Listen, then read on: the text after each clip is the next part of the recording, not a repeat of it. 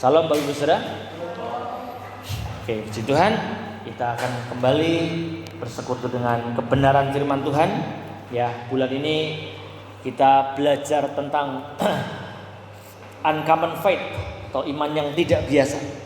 Ya, biarlah apa yang kita pelajari sepanjang bulan ini boleh benar-benar menuntun kita menemukan kebenaran yang sejati tentang bagaimana kita punya kehidupan iman dalam Tuhan. Ya, boleh dibuka presentasinya? Oke, hari ini kita akan belajar tentang faith training atau latihan iman. Coba ucapkan sama-sama saya, latihan iman. Iya, siapa yang hari-hari ini sedang dilatih sama Tuhan? Atau enggak? Lagi istirahat dulu. Setahu saya, sepanjang kita mengiring Tuhan, Tuhan akan terus bawa kita dalam latihan-latihan iman terus sepanjang perjalanan hidup kita. Jadi kalau hari-hari ini kita sedang alami hal-hal yang sepertinya menyesakan kita, ya percayalah, dalam sudut pandang manusia itu hal yang orang bilang, aduh ini lagi nerima apes nih gitu ya. Ada orang luar di luar sana bilang ini lagi ngalami musibah nih.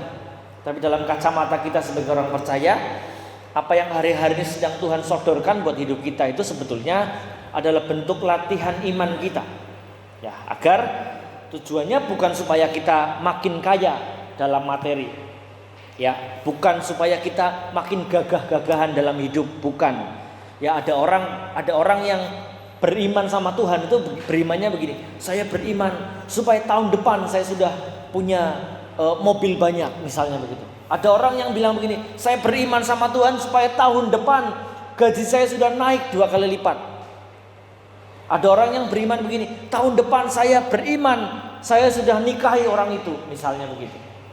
Ya, kita tidak anti dengan hal-hal yang seperti itu, tapi tujuan iman yang Tuhan latih buat kita itu sebetulnya bukan itu. Ya, karena setiap latihan iman yang Tuhan izinkan datang dalam hidup kita, tujuannya begini saudara. Setiap proses latihan iman selesai itu ada kualitas Tuhan yang muncul dalam hidup kita. Setiap kali ada proses iman yang Tuhan lakukan dalam hidup kita, setelah itu ada kualitas Tuhan yang muncul. Ya, jadi saudara, kalau anak-anak kita sekolah kan begitu ya, kalau habis latihan pasti kemampuannya bertambah. Ya, sebelum latihan dipersiapkan.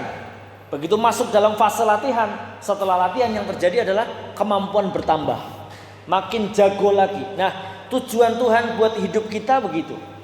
Maka bagi kita, seluruh hal yang Tuhan izinkan terjadi dalam hidup kita itu adalah latihan buat iman kita.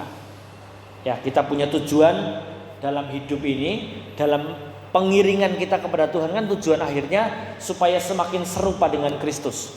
Nah, untuk menuju ke sana perlu ini saudara sekalian, latihan demi latihan. Iman kita perlu dilatih terus supaya kita sampai di sana. Oke, hari ini kita akan belajar saudara sekalian dari seorang tokoh Alkitab yang namanya Abraham. Ya, kalau kita belajar tentang iman, kita tidak pernah bisa lepas dari seorang tokoh Alkitab yang namanya Abraham. Ya, Abraham ini sampai dijuluki sebagai apa? Bapak orang beriman, bapak semua orang percaya, bapak banyak bangsa. Ya, kenapa sampai dia dijuluki seperti itu? Alkitab nggak sekedar menjuluki, nggak sekedar kasih nama, tapi memang karakternya, kualitasnya dalam latihan iman itu benar-benar teruji. Maka sampai di Yakobus pasal 2 ayat yang ke-23 bilang begini, Abraham itu disebut sebagai sahabat Allah. Ya, karena kualitas karakternya benar-benar teruji dalam imannya. Ya. Nah, sore hari ini kita akan sama-sama belajar dari itu. Saya ajak kita membuka Alkitab kita di dalam Kejadian pasal yang ke-22. Next. Kejadian pasal yang ke-22 ayat yang pertama. Oke. Ya, Kejadian pasal 22 ayat yang pertama. Sudah ketemu semuanya? Sudah ketemu atau belum? Kalau belum di depan sudah ada agak besar kayaknya, sudah bisa baca. Kejadian pasal 22 ayat yang pertama, mari kita baca sama-sama 2-3. Setelah semuanya itu Allah mencoba Abraham. Ia berfirman kepadanya, Abraham. Lalu sahutnya, ya Tuhan. Oke, amin. Sampai di situ kita baca dulu ayat firman Tuhan ya. Kejadian pasal 22 ayat yang pertama ini kelihatannya kalimat yang simpel. Ya, di ayat pertama ini ada salah satu pernyataan yang ditulis dalam Kejadian pasal 22 begini. Setelah semuanya itu Allah mencoba Abraham. Nah, kita kembali dulu sebelum kita lebih jauh melihat. Kita lihat kalimat yang pertama yang ditulis dalam kitab Kejadian itu, yaitu kata ini, setelah semuanya itu. Ya, tadi di awal saya sampaikan begini bahwa ketika kita mau masuk dalam latihan iman yang Tuhan sodorkan buat hidup kita, maka sebelumnya Tuhan akan bawa kita kepada persiapan-persiapan sebelumnya, ya, sampai dengan di waktu di mana Tuhan itu nanti akan latih kita dalam hidup. Nah, kalimat di dalam Kejadian pasal 22 ayat yang pertama ini ditulis setelah semuanya itu. Nah, setelah semuanya yang mana? Next. Ya, jadi kita tahu kisah Abraham. Next. Kisah Abraham itu, Abraham berjalan dengan banyak kisah dalam kehidupannya. Saudara ingat kisah Abraham itu dibawa Tuhan itu dalam sebuah pergumulan, ya. Awalnya dia dibawa Tuhan untuk dia pergi dari tanah di mana dia tinggal sama keluarganya. Jadi Abraham dan keluarganya pergi dari Ur Kasdim, lalu dia pergi ke sebuah tempat yang namanya Haran, tinggal di situ sama keluarganya semua. Ya, Terah dengan ketiga anaknya tinggal, bapaknya Abraham dengan ketiga anaknya tinggal di Haran. Lalu dari situ tiba-tiba di dalam Kejadian pasal yang ke-12 Tuhan bilang begini sama Abraham, Abraham, pergi dari sanak saudaramu ke tempat yang nanti akan kutunjukkan kepadamu. Ya, itu pertama kali Tuhan mulai persiapkan Abraham, saudara sekalian. Jadi Abraham sudah dalam kondisi yang nyaman, kondisi yang berkecukupan. Abraham di kota Haran itu bukan orang yang gak punya apa-apa. Dia terkenal sebagai orang yang cukup terpandang, punya apa-apa, keluarganya ada di situ. Tiba-tiba saudara sekalian Tuhan bilang begini, Abraham, pergi dari situ ke sebuah tempat yang nanti akan kutunjukkan. Kejadian pasal 12 ayat yang ketiga dan keempat menceritakan buat kita begini. Abraham enggak protes sama sekali. Dia taat sama Tuhan. Ayat yang keempat di dalam Kejadian pasal 12 berkata begini, lalu Abraham segera pergi sesuai dengan yang Tuhan perintahkan. Ya, itu Abraham belum tahu mau dibawa kemana. Ya, itu proses-proses latihan awal Abraham. Lalu kita tahu Abraham itu ketemu sebuah proses yang dia alami, yaitu pergumulan antara janji keturunan dan usianya dia. Jadi Tuhan itu janjikan sama Abraham bahwa dia akan punya keturunan yang sangat banyak jumlahnya. Bahkan Tuhan gambarkan jumlahnya itu seperti bintang di langit, sama seperti pasir di laut. Tapi masalahnya yang terjadi, Abraham itu dan Sarai sudah pada usia yang Ibrani pasal 11 bilang usianya sudah lewat. Usia yang sudah gak mungkin lagi kalau punya anak. Ya, Tuhan janji, tapi kayaknya gak mungkin. Nah, itu proses yang Abraham alami. Tapi di situ pun Abraham tetap percaya sama Tuhan. Ya, di sebuah ayat di dalam Kejadian pasal 15, kalau nggak salah ayat yang ke-7 ayat atau ayat yang ke-8, pada waktu Tuhan janjikan, Kejadian pasal 17, Kejadian pasal 17 ayat 7 atau 8, pada waktu Tuhan ngomong lagi sama Abraham pada saat Abraham usia 99 tahun. Ya, Tuhan bilang begini, Abraham, yang nanti jadi keturunanmu adalah dari kamu sendiri. Ya, Abraham dalam hati bilang, oh, saya ini sudah tua kok, istri saya juga sudah ditutup kandungannya, masa iya bisa? Abraham tertawa di usia yang ke-99. Tapi yang terjadi adalah Abraham tetap percaya sama Tuhan. Ya, lalu kejadian selanjutnya, next. Abraham ngalami ini, saudara.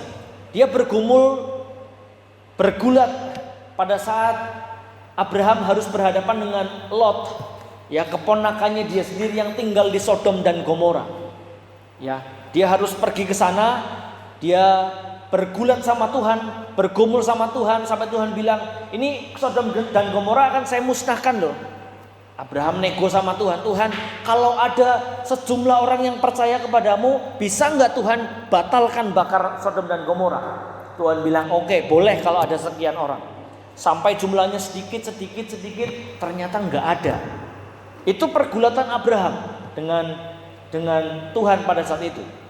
Ya, lalu kita tahu kejadian selanjutnya, saudara sekalian. Next, ada kejadian Abimelek sebagai penguasa negeri di mana Abraham tinggal. Itu ada konflik sama Abraham. Ya, jadi Abimelek itu menginginkan Sarai, istrinya Abraham.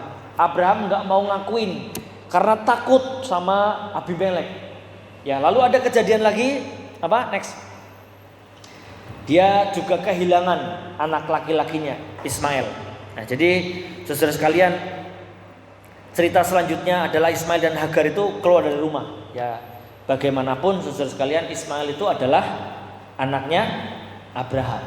Ya, anak itu kan harta ya, anak laki-laki itu kan harta bagi Abraham. Bagaimanapun kehilangan Ismail itu bukan hal yang mudah buat Abraham. Nah, jadi saudara sekalian, ayat yang ke-1 dari Kejadian pasal 22 tadi kan ditulis begini, setelah semuanya itu maksudnya adalah banyak perjalanan proses-proses yang Abraham sudah lewati sampai dengan di sebuah titik. Ya, sampai dengan sebuah titik baru Tuhan bilang begini, setelah semuanya itu Allah mulai mau coba Abraham. Nah, saudara sekalian, ini yang perlu kita lihat dari karakternya Tuhan dalam kehidupan kita. Bahwa ketika Tuhan itu mau lihat kepercayaan kita sama Dia. Ya, minggu lalu kita belajar sama-sama begini, bahwa bahasa cinta yang Tuhan inginkan dari manusia untuk diberikan kepada Tuhan adalah bahasa percaya. Itu bahasa cinta manusia yang Tuhan inginkan dari manusia. Lebih dari kita pintar nyanyi, lebih dari kita hafal ayat Alkitab, Tuhan inginkan dari diri kita adalah kita percaya sama Dia. Nah, supaya Tuhan tahu, supaya Tuhan dapatkan percaya itu dari kita, maka Tuhan akan bawa kita dalam proses-proses sampai pada akhirnya nanti Tuhan akan bawa kita ke sebuah titik yang namanya latihan iman. Nah, Kejadian pasal 22 ayat yang pertama ini adalah sebuah langkah yang Abraham pijak, di mana Tuhan izinkan Abraham masuk dalam yang namanya latihan iman. Ya, jadi ketika ayat itu bilang setelah semuanya itu bukan tiba-tiba saja. Allah kita itu bukan tipe pribadi yang kalau mau menguji orang, mau ngelatih orang itu tiba-tiba. Dia itu pribadi yang benar-benar tahu kalau dia mau latih kita, dia persiapkan diri kita benar-benar supaya kita sampai di titik di mana Tuhan akan siapkan kita untuk dilatih. Ya, jadi mari kita lihat lebih jauh lagi. Saya ajak kita melihat sebuah ayat di dalam Kejadian pasal yang ke-21. Jadi mundur dari pasal yang tadi kita baca. Kejadian pasal yang ke-21 ayat yang ke-33. Ini ayat sesaat di mana sebelum Tuhan bilang Dia mau uji Abraham. Coba kita lihat sama-sama. Kejadian pasal yang ke-21 ayat yang ke-33. Coba lihat. Jadi Kejadian pasal 21 itu bagian akhirnya ayat 34. Kita lihat ayat yang ke-33. Di sana ditulis begini. Lalu Abraham menanam sebatang pohon tamariska di Berseba. Perhatikan kalimat yang terakhir. Ditulis begini, dan di sana dia memanggil nama Tuhan Allah yang kekal. Nah, jadi saudara, kembali kita perhatikan ini. Jadi proses selanjutnya sebelum Tuhan latih Abraham, Kejadian pasal 21 ayat yang ke-33, di situ ditulis begini, Abraham itu panggil nama Tuhan. Dia panggil Tuhan pakai namanya dia. Ya. Di situ ditulis dan Abraham memanggil di sana nama Tuhan Allah yang kekal. Jadi orang pada waktu itu tuh nggak biasa panggil Tuhan pakai nama. Ya, tapi saat itu sebelum saat Tuhan mau latih Abraham itu panggil Tuhan pakai nama. Kalau dalam bahasa Indonesia di situ ditulis hanya panggil nama Tuhan Allah yang kekal. Tapi kalau saudara belajar dari bahasa aslinya, di situ ditulis begini, Abraham panggil Tuhan pakai nama yang Abraham panggil adalah ini, Sem. Sem itu berarti begini saudara sekalian, Tuhan itu adalah pribadi yang punya reputasi yang sudah pernah Abraham alami sebelumnya. Lalu Sem itu punya arti yang kedua adalah begini, Tuhan itu adalah Allah yang terhormat, atau dia pribadi yang memang punya kehormatan. Lalu yang ketiga Sem punya arti adalah dia itu punya karakter. Karakternya dia itu agung. Nah, jadi ketika Abraham panggil Tuhan pakai nama Sem ini, Abraham itu dalam sebuah keadaan bahwa dia sudah mengalami karakter Tuhan yang luar biasa. Ketika dia dijanjikan anak di usia yang sudah lewat, ternyata terbukti Allah nyatakan janjinya. Ketika dia bergulat melawan Sodom dan Gomora pada waktu itu, ternyata terbukti Allah memang luar biasa, karakternya luar biasa, dia terhormat, dia agung sesuai dengan namanya. Ketika dia diizinkan menghadapi kematian anaknya Ismail, dia merasakan bahwa Allah itu punya karakter, dia itu punya reputasi, dia itu Allah yang terhormat, dia itu Allah yang agung. Makanya Kejadian pasal 21 ayat ke-33, di situ Abraham bilang begini, memang betul Allah itu adalah Allah yang agung, Allah yang berkarakter, Allah yang pribadinya terhormat dan agung namanya. Nah, baru saudara sekalian setelah itu, setelah Abraham sampai di titik itu, baru masuklah di Kejadian pasal yang ke-22 tadi. Ya, tadi Kejadian pasal 22 berkata, baru di situ Tuhan bilang Allah itu mencoba Abraham. Ya, kata mencoba di situ digunakan kata nasa, saudara sekalian. Nasa itu artinya begini, Tuhan itu ngambil Abraham. Ya, ini proses pelatihan yang Abraham lewati. Tuhan ambil Abraham, taruh di tempat uji, itu cuma mau tahu Abraham itu teruji apa enggak. Jadi kalau hari-hari saudara sekalian, Tuhan itu bawa kita dalam proses latihan iman. Tuhan itu sebetulnya sedang begini, dia itu bawa kita, ambil kita, lalu taruh di tempat ujian. Percayalah, kalau namanya tempat ujian itu enggak ada yang enak. Tempat latihan iman itu tidak ada yang enak, enggak ada yang nyaman. Maka ketika kita kalau dibawa ke tempat yang seperti itu, pahami ini, bahwa pada saat itu tujuan Tuhan itu begini, dia cuma mau tahu kita itu teruji atau tidak dalam kehidupan. Ya, jadi saudara sekalian, Ibrani pasal yang ke-11 ayat yang ke-17 itu menulis kalimat yang sama, ya, bahwa Abraham itu mau dicoba sama Tuhan. Tapi di Ibrani itu menggunakan kata peiraso. Peiraso itu maksudnya artinya adalah begini, Tuhan itu cuma mau tahu Abraham itu ada isinya atau enggak. Jadi saudara sekalian, kalau hari-hari ini Tuhan bawa kita kepada latihan-latihan iman dalam hidup kita, sebetulnya Tuhan itu nggak pernah mau mencelakakan kita. Seberat-beratnya proses yang kita jalan dalam hidup, Tuhan itu tidak pernah ada maksud untuk membunuh kita. Tujuan Tuhan bawa kita dalam latihan-latihan iman adalah begini, dia mau lihat kita itu sebetulnya ada isinya apa enggak. Ya, dia mau tahu kita tuh sebetulnya teruji atau tidak. Anak-anak kita, anak-anak sekolah ini kalau lagi dalam ujian, itu kan sebetulnya tujuannya apa? Untuk mengetahui mereka itu sebetulnya sudah paham enggak sama pelajarannya, sudah ngerti enggak, isinya sudah ada atau belum dari pelajaran yang sudah dilewati. Nah, maka saudara sekalian, hal yang sama yang terjadi ketika Tuhan mau latih kita adalah Tuhan itu sebetulnya mau uji. Tuhan itu mau lihat kita itu ada isinya atau tidak. Ya, lalu ujiannya seperti apa? Kejadian pasal 22 ayat yang kedua, Tuhan bilang begini. Cara Tuhan menguji Abraham adalah dengan cara berkata, ambillah anakmu yang tunggal itu yang engkau kasihi, yakni Ishak, pergilah ke tanah Moria, persembahkanlah dia di sana sebagai korban bakaran pada salah satu gunung yang akan kukatakan kepadamu. Nah, hari itu saudara sekalian, cara Tuhan menguji Abraham adalah dia suruh, cara Abraham dilatih oleh Tuhan adalah Tuhan suruh dia untuk ambil anak yang paling dikasihi. Jadi sebetulnya pada saat itu, pada zaman itu, mempersembahkan anak kepada dewa itu sebetulnya hal yang biasa. Jadi banyak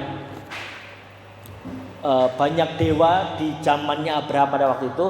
Sebetulnya untuk korban itu mereka banyak minta persembahan anak. Nah, yang berat bagi Abraham adalah yang pertama karena ini adalah satu-satunya anak yang dikasihi. Yang kedua adalah karena ini adalah anak yang memang Tuhan tuh sudah janji sebelumnya bahwa dari anak ini akan turun keturunan yang banyak jumlahnya. Tapi kok tiba-tiba Allah bilang begini sama Abraham, ambil anakmu yang kamu kasih itu, lalu persembahkanlah dia di salah satu gunung. Nah, saudara sekalian, waktu Tuhan suruh persembahkan anak ini, ya saya sering kali ungkapkan begini, dipersembahkan itu bukan hanya dipersembahkan untuk didoakan di hadapan Tuhan, bukan. Tapi Abraham disuruh Tuhan untuk bawa Ishak sebagai persembahan korban bakaran. Ya, jadi Abraham itu suruh bawa Ishak untuk ditaruh Ishak di atas mezbah pembakaran, lalu diikat di situ, lalu dibunuh di situ, lalu dibakar di situ. Jadi saudara sekalian, itu sebetulnya kalau orang tua yang ya biasa saja, anaknya banyak aja lah, anaknya banyak lalu satu dipersembahkan aja, rasanya waduh ya gimana ya. Ini anak cuma satu-satunya, tiba-tiba Tuhan suruh persembahkan sebagai korban. Nggak ada bedanya dengan Abraham disuruh Tuhan untuk mempersembahkan binatang. Jadi saudara sekalian, ini sebuah hal yang nggak mudah bagi Abraham. Nah, tapi kita lihat reaksi Abraham itu yang seperti apa. Next, Kejadian pasal 22 ayat yang ketiga itu memperlihatkan kepada kita. Kejadian 22 ayat yang ketiga, reaksi Abraham begini, dia nggak komentar sama sekali. Dia hanya diam dan dia hanya langsung lakukan. Abraham nggak bereaksi protes sama Tuhan, enggak. Ketika Tuhan izinkan dia masuk dalam proses latihan iman, Abraham nggak protes. Dia hanya diam dan langsung lakukan apa yang Tuhan minta. Ya, kadang-kadang kita kalau dibawa dalam proses-proses hidup kita kan, kita cenderung lebih suka kalau masalah kita protes sama Tuhan. Tuhan kok gini sih? Tuhan, saya kok diizinkan untuk ngadepi problem yang seperti ini sih? Kadang-kadang kita lebih suka seperti itu. Kadang-kadang ada orang yang menghadapi pergumulan dan lebih milih untuk mengasihani diri sendiri. Bahkan sekarang kalau saudara menyadari kalau orang punya masalah sekarang lebih daripada ngomong sama Tuhan, lebih suka ngomong sama siapa? Sama Facebook. Sekarang tuh orang kalau punya masalah lebih suka curhat di media sosial daripada berdiam dan lakukan apa yang Tuhan suruh. Lihat kenyataan yang Abraham lihat di depan mata, Tuhan ini nyuruh saya mempersembahkan, dia diam, dia tidak bereaksi. Ya, jadi saudara sekalian, dia tidak mengasihi diri sendiri, dia nggak teriak-teriak juga sama Tuhan, dia diam, dia langsung lakukan apa yang Tuhan minta dia lakukan. Nah, jadi catatan penting di sini bagi kita adalah begini saudara sekalian, semakin kita mengenal Tuhan, ya, semakin kita tahu reputasi Tuhan, semakin kita punya pengalaman pribadi sama Tuhan. Seharusnya pada saat kita sedang masuk dalam proses-proses latihan iman, saudara sekalian, reaksi kita enggak kompleks, reaksi kita simpel aja. Kalau Tuhan bilang A, kita jalan A. Itu yang seharusnya jadi reaksi kita dalam kehidupan. Ya, lalu Kejadian pasal ke-22 ayat yang keempat, mari kita lihat sama-sama. Kejadian 22 ayat yang keempat, di sana ditulis begini. Ketika pada hari ketiga Abraham melayangkan apa Bapak Ibu Saudara? Pandangnya. Kejadian pasal 22 ayat yang keempat. Lalu kelihatanlah kepadanya tempat itu dari jauh. Saudara perhatikan ayat yang keempat itu berkata begini. Abraham sudah jalan nih. Sudah jalan berapa hari? Sudah jalan 3 hari. Ketika sudah jalan 3 hari, ya sudah jalan 3 hari itu kira-kira dekat apa jauh ya? Kira-kira dari sini sampai Jakarta sudah sampai belum 3 hari ya kira-kira? Saya nggak tahu 3 hari itu sudah sampai mana. Yang jelas kalau yang namanya jalan kaki 3 hari itu sudah jauh banget. Dan ayat yang keempat nulis begini, sudah 3 hari jalan. Lalu ayat tadi nulis kelihatanlah apa tadi? Kelihatanlah kepadanya tempat itu dari jauh. Jadi sudah 3 hari jalan jauh, masih jauh lagi kelihatan di sana. Artinya begini saudara sekalian, Ketika Abraham sedang jalan nih, dia sedang bawa kayu, dia sedang bawa keledainya, dia sedang bawa obor buat bakar itu Ishak, dia sedang bawa apa lagi? Bujangnya dia sedang bawa. Jalan selama beberapa hari. Abraham itu punya banyak waktu untuk dia sebetulnya bisa rubah pikiran. Ketika dia jalan-jalani proses itu, dia harusnya bisa balik, Tuhan, ini kayaknya gak masuk akal yang Tuhan suruh. Abraham punya banyak waktu untuk berpikir seperti itu. Tapi saudara sekalian, yang kita pelajari dari apa yang dijalani Abraham itu adalah Abraham tidak sama sekali merubah pikiran. Ya, jadi saudara sekalian, kadang-kadang kita dalam proses kehidupan kita tuh jalani sesuatu dan cukup panjang proses perjalanan iman yang kita lalui dan kita mulai berpikir, aduh, jangan-jangan yang saya jalani ini salah ya. Jangan-jangan yang saya sedang lakukan ini sebetulnya Tuhan gak inginkan seperti ini. Sebetulnya jangan-jangan yang saya jalani ini sebetulnya nanti akan mencelakakan saya. Saudara sekalian, dari apa yang kita lihat dari kehidupan Abraham, dia tidak berubah pikiran. Dia tetap kerjakan dengan diam. Ya. Lalu ayat yang kelima, saudara sekalian, ayat yang kelima berkata begini. Ayat yang kelima dari Kejadian pasal yang ke-22. Kata Abraham kepada kedua bujangnya. Di sini Abraham baru bicara. Tinggallah kamu di sini dengan keledai ini. Aku beserta anak ini akan pergi ke sana. Kami akan sembahyang. Sesudah itu apa? Kami kembali kepadamu. Saudara perhatikan, ada yang aneh dengan ayat ini. Abraham disuruh Tuhan mempersembahkan Ishak sebagai korban bakaran. Dia taat sama Tuhan. Dia pergi ke Gunung Moria. Perjalanannya cukup jauh. Sampai di sana dia bilang begini, kamu tinggal di sini, saya nanti pergi sembahyang di sana, lalu nanti aku akan kembali lagi kepadamu. Nanti kami akan kembali lagi kepadamu. Kira-kira saudara sekalian, berdasarkan apa Abraham bilang kami kembali? Padahal kan di awal Tuhan sudah bilang, kamu bawa anakmu Ishak jadi korban bakaran di sana. Kalau Abraham tadinya berangkat pergi berdua, harusnya pulang tinggal satu. Tapi Abraham bilang begini, kamu tunggu di sini, saya pergi persembahkan korban. Nanti kami itu kan bukan satu orang, saya dan anak saya akan kembali. Saudara coba lihat dalam sebuah ayat Ibrani pasal yang ke-11, ayat yang ke-17. Coba lihat sama-sama. Ibrani pasal yang ke-11.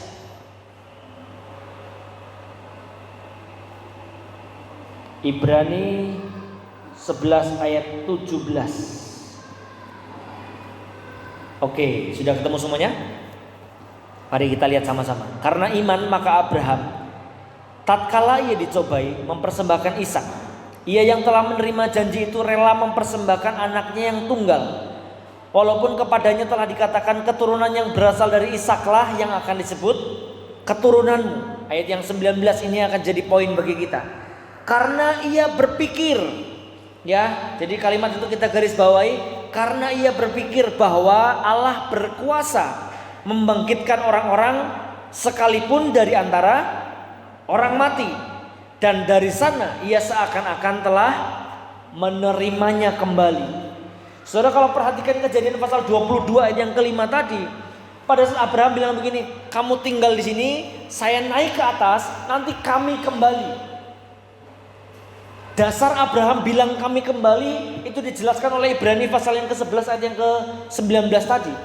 Bahwa begini, Abraham itu berpikir itu dia sedang berupaya begini, dia mengumpulkan pengalaman-pengalaman bahwa sebelumnya Allah itu sudah banyak tolong dia. Dia sudah sampai di umur yang gak mungkin melahirkan, tapi ternyata istrinya bisa melahirkan. Dia sampai di sebuah pergumulan menghadapi Sodom dan Gomora, ternyata Tuhan tolong. Dia sampai di pergumulan bahwa sampai di kota di mana Raja Abimelek itu mengancam dia, dan Tuhan tolong dia. Dia berupaya mengumpulkan pengalaman-pengalamannya dia. Dari situ dia menyimpulkan begini, bahwa Allah itu pasti berkuasa bahkan untuk membangkitkan orang dari antara orang mati. Jadi ketika Abraham bilang begini, nanti kami kembali. Itu Abraham sedang bilang begini, nggak apa-apa. Kalaupun proses latihan ini bawa saya kepada sebuah situasi yang kayaknya akan bikin apa yang saya kasihi hilang, saya nggak masalah. Karena Tuhan itu sanggup kembalikan semuanya. Bahkan orang yang sudah mati pun Tuhan berkuasa bangkitkan. Jadi saudara sekalian, kita lihat apa yang Abraham jalani, apa yang Abraham lewati dalam proses latihan imannya dia, itu sangat menunjukkan kepada kita, sangat memberi pelajaran kepada kita bahwa yang penting dari setiap proses latihan iman kita adalah bagaimana kita mempercayai Tuhan dalam hidup kita. Bagaimana cara pandang kita kepada Tuhan akan menentukan kita berhasil lewati atau tidak setiap proses latihan iman dalam hidup kita. Kalau kita biasa memandang Tuhan hanya sebagai pribadi yang ya Tuhan itu pokoknya tugasnya jawab doa saya. Saya beriman mau minta sesuatu, Tuhan jawab. Kalau Tuhan nggak jawab, berarti itu bukan Tuhan. Kalau Tuhan dalam cara pandang kita adalah pribadi yang seperti itu, maka otomatis ketika kita masuk dalam latihan-latihan iman dalam hidup kita, ketika Tuhan nggak jawab doa kita, maka otomatis buat kita Tuhan itu bukan pribadi yang layak kita percayai lagi. Maka saudara sekalian, belajar dari kehidupan Abraham yang sudah kita lihat tadi, ya, bahwa kalau dia dibawa Tuhan masuk dalam proses latihan-latihan iman dalam hidupnya, ya percayalah bahwa sebelumnya Tuhan sudah persiapkan terlebih dahulu. Kalau Tuhan sedang bawa kita, bahwa saudara sekalian di titik saat ini mungkin kita sedang mengalami yang namanya latihan iman. Coba kumpulkan pengalaman bahwa Tuhan itu begitu baik buat hidup kita. Kumpulkan pengalaman dalam benak kita bahwa Tuhan itu dulu tolong kita. Oleh sebab itu kalau dia dulu tolong kita, maka hari ini pun Tuhan akan tolong kita. Dan nanti pun Tuhan akan tolong kita. Dulu Tuhan sembuhkan kita, dulu Tuhan menuntun kita, maka hari ini pun Tuhan akan sembuhkan dan menuntun hidup kita. Kumpulkan pengalaman itu. Supaya apa saudara sekalian, ketika kita menghadapi latihan iman dalam hidup kita gak gampang nyalah-nyalahkan Tuhan. Kita gak gampang ragu sama Tuhan. Tapi seperti Abraham selalu lihat bahwa walaupun Tuhan minta anak yang saya kasihi itu dipersembahkan, saya yakin Tuhan itu berkuasa bangkitkan orang dari antara orang mati. Jadi ketika nanti saya persembahkan Ishak di sana, itu kan saat itu kan Abraham nggak tahu kalau nantinya disediakan apa, lembu atau kambing buat dia persembahkan. Abraham belum tahu, tapi saat itu dia sudah percaya bahwa walaupun nanti Ishak saya persembahkan, saya akan pulang kembali sama Ishak. Jadi saudara-saudara sekalian, kalau kita hidup dalam pengiringan kita kepada Tuhan, percayalah Tuhan gak akan pernah berhenti untuk bawa kita dalam latihan-latihan iman. Karena hanya itu satu-satunya cara untuk kita semakin bertumbuh, semakin serupa dengan Dia. Karena itu tujuan kita. Nah, lewati proses latihan iman itu kuncinya ya cuma satu. Bahasa cinta kita kepada Tuhan itu harus kita perkuat terus dalam hidup. Percaya kepada Tuhan itu semakin harus kita pertajam lagi dalam hidup. Ya, jadi saudara sekalian, apa yang Abraham lewati dalam hidupnya itu jadi sebuah pelajaran buat kita. Jadi sebuah patokan buat kita bahwa sepanjang-panjangnya proses yang kita jalani, seberat-beratnya proses yang kita jalani, Allah itu tidak akan pernah punya tujuan untuk mencelakakan atau bahkan membunuh hidup kita. Dia mau peiraso, dia itu mau lihat kita itu ada isinya atau enggak. Dia itu mau lihat kita itu teruji atau tidak. Jadi